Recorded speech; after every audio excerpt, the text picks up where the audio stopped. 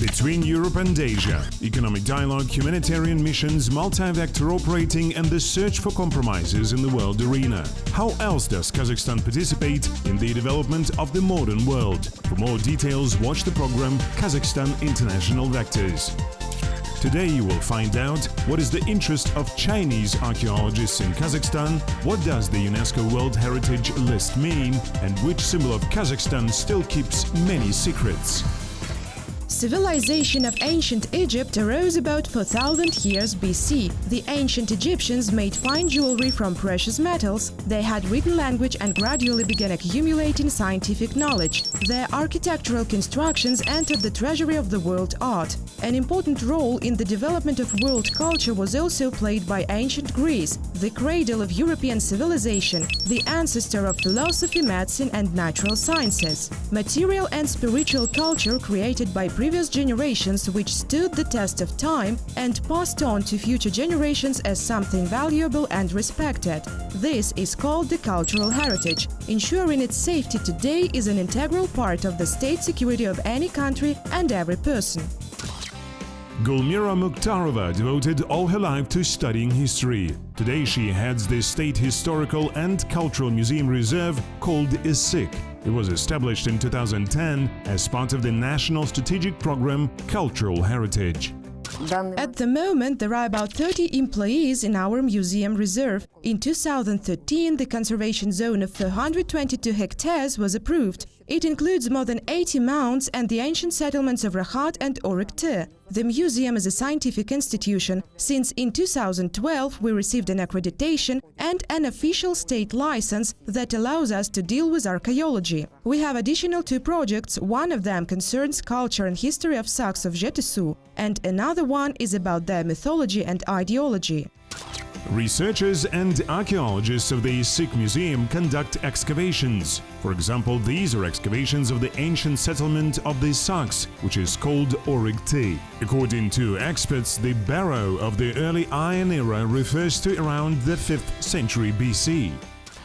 This is considered to be an elitist mound, meaning that quite notable people were buried in such barrows. You can imagine how hard it was to bring all these stones from the river and how laborious it was at that time. People were using these wooden carts, so you can imagine that only few stones could have been put in those carts. Yes, and how many times it was necessary to go back and forth. And much soil was needed to erect this mound. Hence, definitely a very influential and wealthy man was buried here, and we can even see the traces of robbery.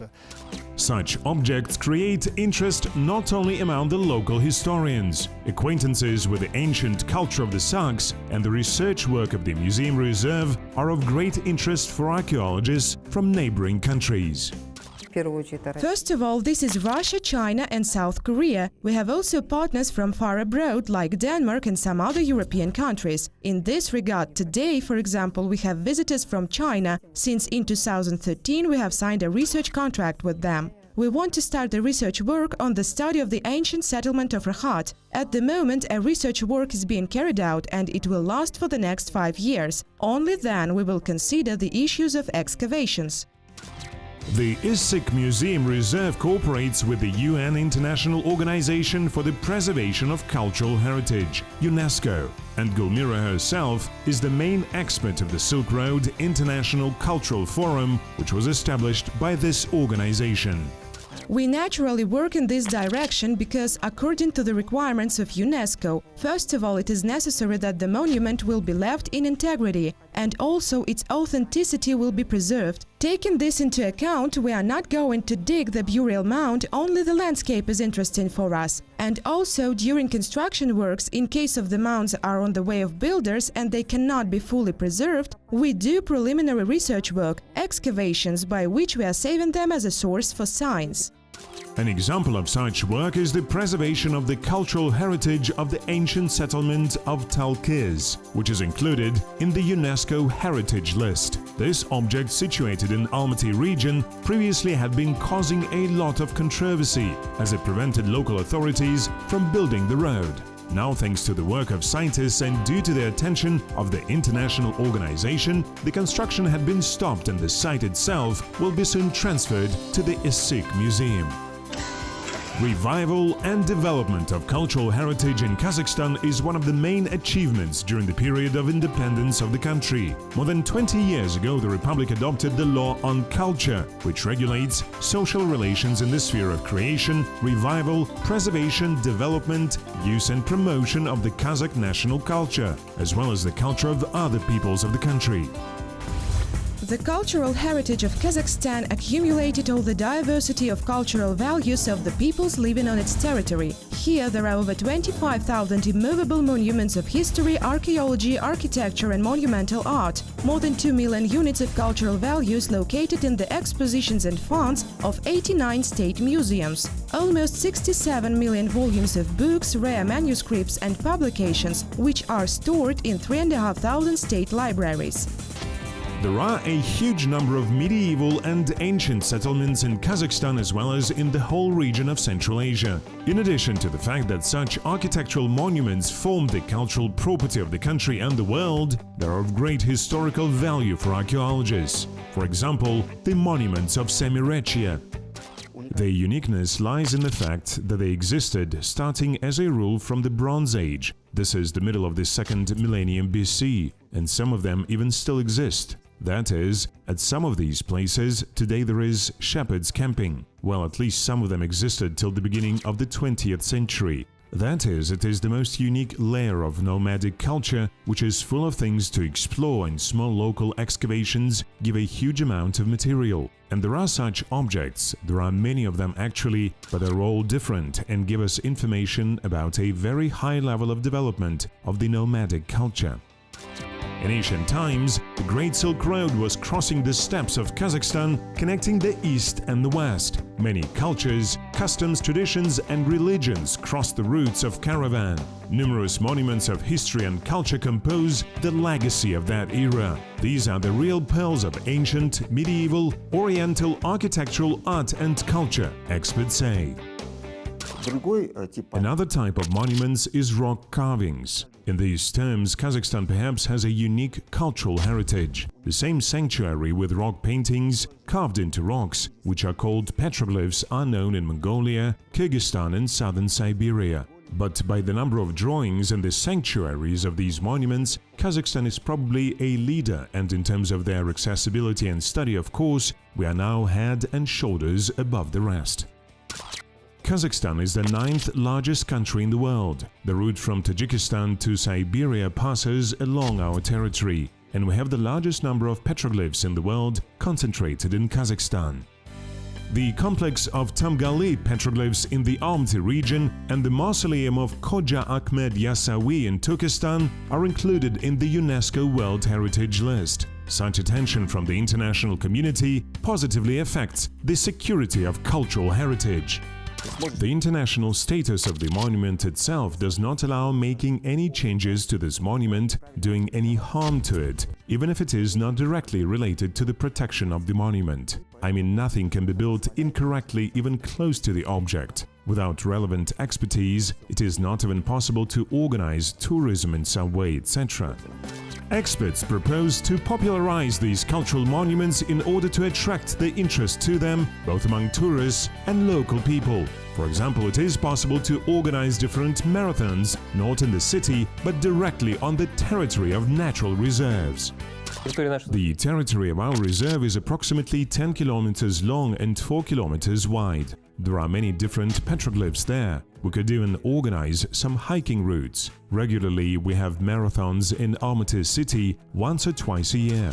Also, it would be possible to organize a walking tour on the territory of our reserve on some Saturday, and it would be possible to go as well 15 to 20 kilometers in order to explore everything. Well, not all, of course, everything, but definitely much more petroglyphs than we usually have the opportunity to survey during the central route. Our landscapes are also unique.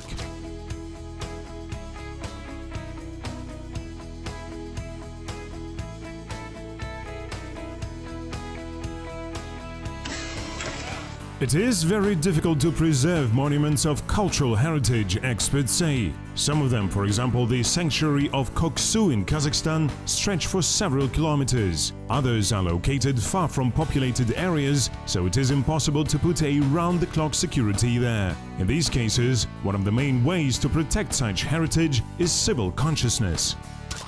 For a person to respect the cultural heritage, to treat the monument correctly, he or she must know about it. Unfortunately, this requires a high level of culture and knowledge of history, which we yet do not have at this moment. This is an elementary example with the same rock paintings on the natural rocks. Very often there are inscriptions telling us who were there, what were they doing, and so on. Such inscriptions sometimes appear right on top of the images of ancient deities, some sacred animals. Well, I'm absolutely sure that if a person knew how ancient the drawings are, what their value is, at least 95% of these inscriptions simply would not have appeared.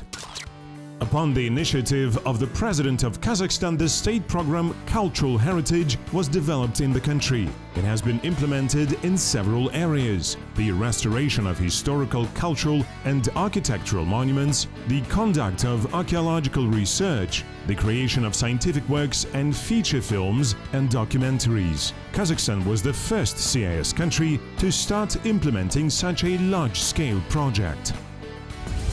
During the implementation of Cultural Heritage Program in Kazakhstan, restoration works on 78 historical and cultural monuments has been completed. 26 applied scientific researches and 40 archaeological studies have been carried out. The lists of monuments of history and culture of the Republican and local significance have been approved. And this is only a part of the work being done in Kazakhstan. Under the Ministry of Culture and Sports, the research project organization Kaz Restavratsiya works in the country. Its specialists are engaged in restoring cultural heritage not only on the territory of the Republic, but also beyond its borders. We have participated together with the Syrian restorers in the restoration of the monuments of Beybas in Damascus. According to our project, the Al-Farabi complex was also built there. These are the two objects on which we worked together with the Syrian side. UNESCO International Organization is engaged in preserving the cultural heritage on the whole planet. It is called upon to contribute to the strengthening of peace and security through the expansion of cooperation between the states and peoples in the fields of education, science and culture. I think that we are living in a period of time when we see that culture has increasingly coming under attack. There have always been, of course, risks on cultural heritage because of natural disasters, also because of conflicts. In its normative work, UNESCO is guided by the conventions. There are 6 such documents, and they regulate the activities of the organization, starting from protecting the natural and cultural heritage, including in the context of armed conflicts, ending with the prevention of illicit trafficking. So this is the normative framework that has been established at the international level, and what we do is to promote the ratification of these legal instruments by states parties.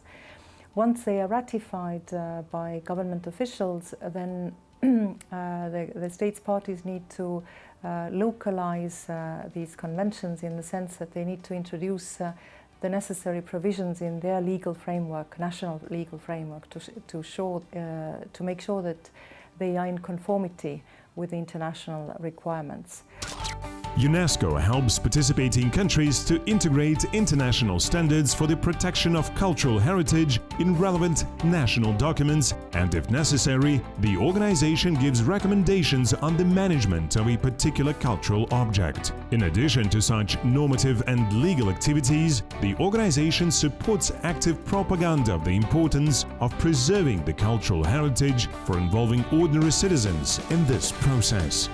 So it means that, for instance, sometimes we have to determine how high buildings can be constructed in the area surrounding the objectives. We establish a buffer zone to protect the area so that there will be nothing harmful in the paysage surrounding the objects. There is also a component that actually looks at the risks and threats to the property. Very often it's, whether the site is on a place that is earthquake prone, whether there is a risk of landslides, and then of course we need to take measures to make sure that this cultural heritage, in the case of these landslides or earthquake, will be well protected. There is a UNESCO World Heritage List. It includes places and facilities selected by the organization in accordance with the Convention on the Protection of the World Cultural and Natural Heritage in different countries of the world. The document is designed to protect and preserve the outstanding cultural and natural values that comprise the heritage of all humankind. Today, there are over 1,000 properties that have been inscribed on UNESCO's World Heritage List. This is the list that is known of sites that are considered of outstanding universal value. This means that these cultural and natural heritage properties have certain criteria that make them unique in the world. And this is why they have been included in UNESCO's list, and they are considered to be belonging in a way to the whole humanity. As of April 2017, 1,052 sites are included in the UNESCO World Heritage List, including 814 for cultural, 203 for natural, and 35 for mixed criteria. The objects are located in the territory of 165 countries signatories to the Convention on the Protection of the World Cultural and Natural Heritage. Italy is the leader in the number of objects of cultural heritage included into the UNESCO's list. The city of Venice, together with the Venetian lagoon, palaces, gardens and country villas of the Medici family in Tuscany, and even the volcano Etna are included in the World Heritage List. In total, 51 Italian cultural objects have already been included into the list, and 42 objects more appear as candidates for the inclusion. In the UNESCO World Heritage List from Spain, 45 sites are included. Among them are the Doñana National Park, the Roman gold mines of Los Medoles, the island and the city of Ibiza, and the Biscay Bridge. Initially, the building of the ISIC Museum Reserve was built as an administrative one. In 2010, the first 2 exhibition halls were opened. Today, there are already 5 of them. In the future, a separate educational and cultural center and even ethno-aul are going to be built here, in order to let the visitors get acquainted with culture and lifestyle of the Saks tribes. Cooperation with other countries will also expand. We have signed an agreement with the Chinese for 5 years. In August, Koreans will come to us. We also have a long-term contract with them. We annually send our employees to Russian archaeological institutions for exchanging the working experience. Russian institutions show interest in our facilities in return. The main task for the museum's staff is to study the Golden Man. Despite the fact that for many years it has been researched by various specialists, this symbol of independent Kazakhstan still keeps many secrets, Gulmira says. For example, we searched for the Golden Man's bones for a long time. We have lost those couple of times and then found them again. We have studied them with our foreign partners, but unfortunately we did not get a positive result. But nevertheless, we do not lose hope. We want to get know the bones of the Golden Man. After that, we want to reburial them and put them in the museum so that people could come and this place would become a place of pilgrimage. Since the beginning of this year, Kazakhstan has become a non-permanent member of the UN Security Council. This event will further stimulate the development of the country's rich cultural heritage. And here we are waiting for not even some kind of material help from abroad. We are waiting for the exchange of experience, the mastery of new methods in everything, in the propagation of these monuments, in the work of museums, in defense and conservation of those monuments. Moreover, if we talk about conservation of monuments and their restoration, here in Kazakhstan there is a completely unique organization called the Crimea Island, headed by Krim Altanbekov, who restores monuments.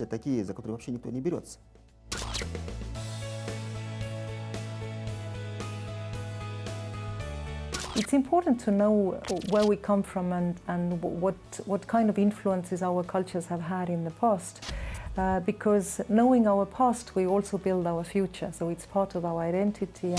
Kazakhstan is known for its tolerance. Representatives of more than 100 ethnicities and 18 confessions peacefully coexist here. Preservation of cultural heritage and ensuring its security is especially important for preserving peace and stability in the country.